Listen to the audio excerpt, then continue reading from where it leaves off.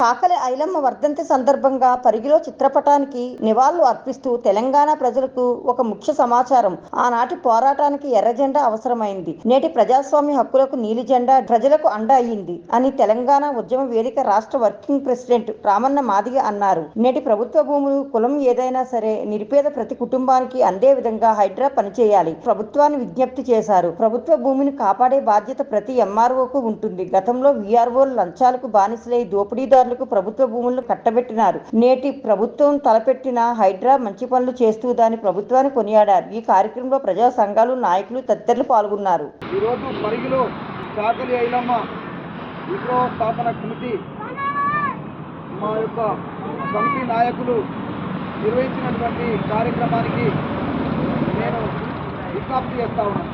ఎందుకంటే మహనీయులను కొలుచుకోవడం మనది దైవం, మనకు ఒక లక్ష్యం.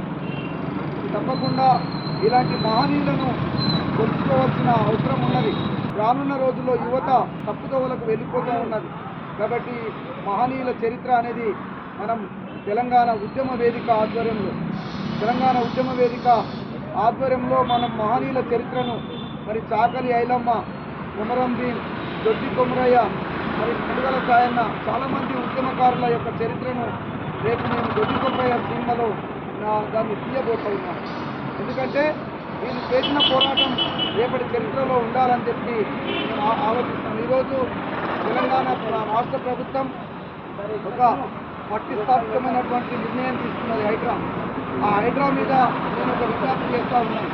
హైడ్రా అనేది ఆ రోజు పెత్తందారు వ్యవస్థ నిలబడలేని పరిస్థితిలో, పెత్తందారు వ్యవస్థ భూస్వాములకు అండగా నిలబడిన పరిస్థితిలో నాటి ప్రభుత్వాలు భూస్వాముల వైపు నిలబడితే